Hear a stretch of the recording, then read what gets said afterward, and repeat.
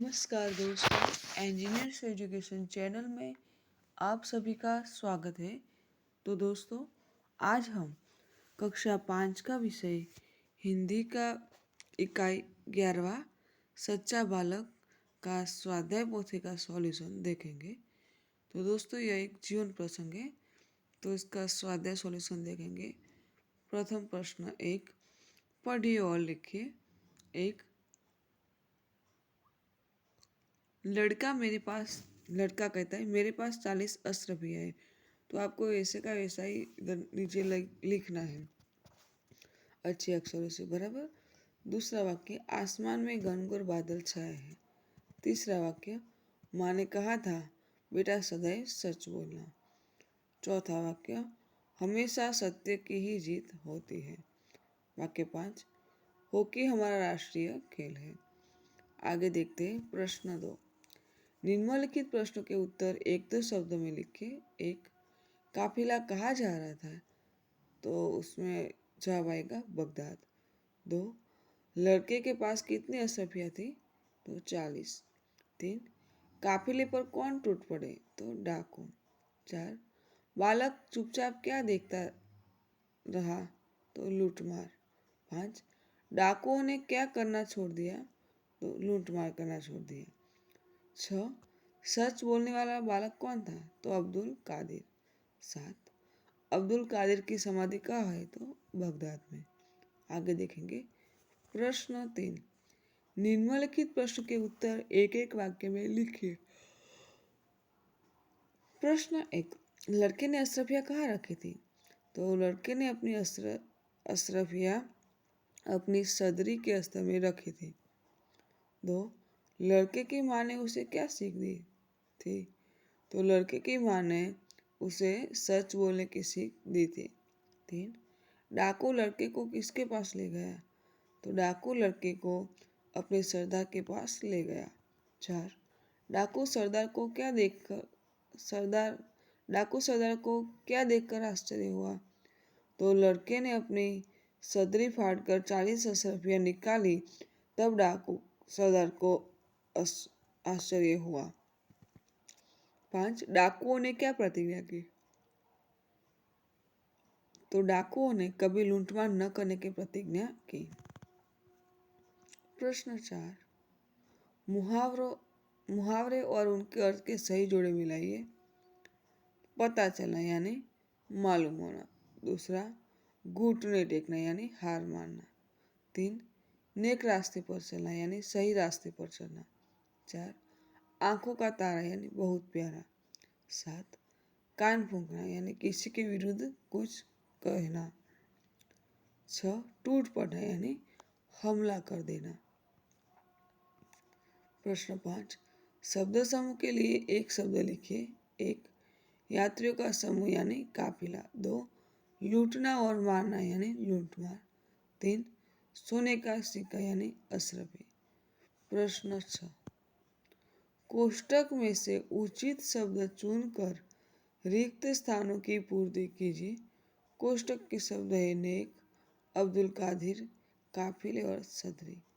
वाक्य 1, रास्ते में खाली जगह पर डाकू टूट पड़े, तो काफिले पर।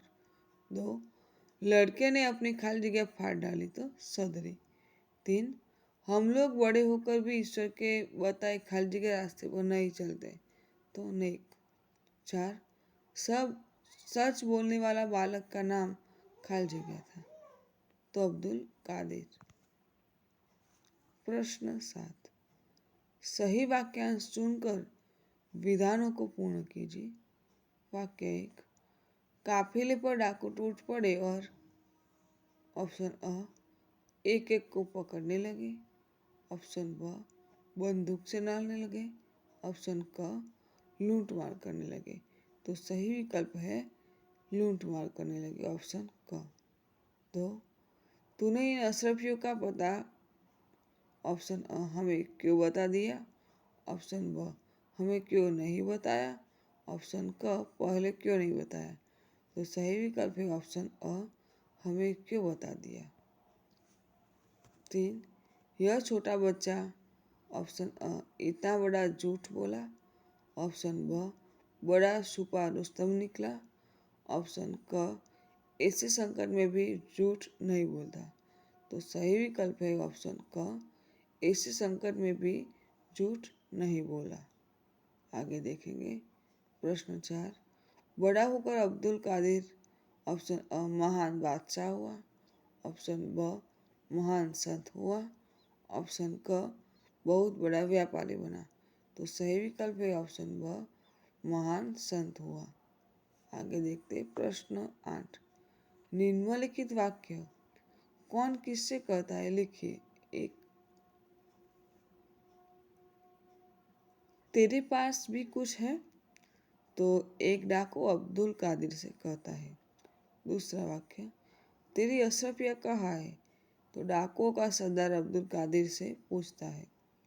3, झूठ बोलना पाप है। तो ये वाक्य अब्दुल कादिर डाकुओं के सरदार को कहता है। 4, उनको लूटा हुआ सामान उन्हें वापस कर दो। तो सरदार अपने साथियों को कहता है। प्रश्न 9, आप अब्दुल कादिर की जगह होते तो क्या करते। तो मैं अब्दुल कादिर की जगह होता तो मैं भी कादिर की तरह सच बोल देता। प्रश्न 10, निम्नलिखित प्रश्न के उत्तर लिखिए। प्रश्न 1, लड़के की मां ने अशरफिया सदरे के अस्तर में क्यों सी दी थी। तो लड़के की मां ने अशरफिया सदरे के अस्तर में सी दी थी क्योंकि किसी को उनका पता न चले।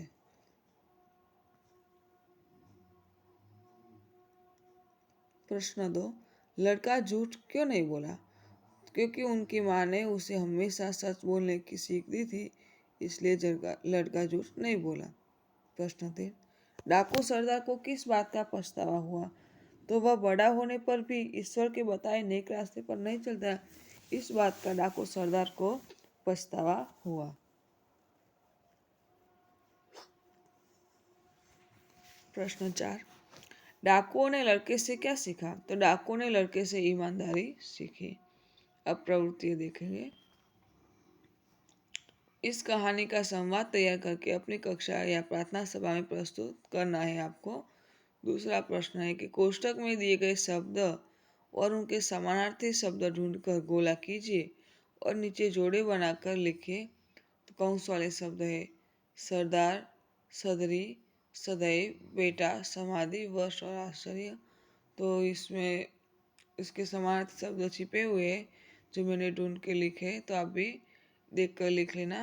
अब हम लिखेंगे सरदार तो मुखिया, समाधि यानी मजार, 3 सदरी यानी जाकिट, 4 वर्ष यानी साल, 5 सदैव यानी हमेशा, 6 आश्चर्य यानी विस्मय, 7 बेटा यानी पुत्र। प्रश्न 3, कोष्ठक में दिए गए शब्द और उनके विरुद्धार्थी शब्द ढूंढकर गोला कीजिए और नीचे जोड़े बनाकर लिखिए।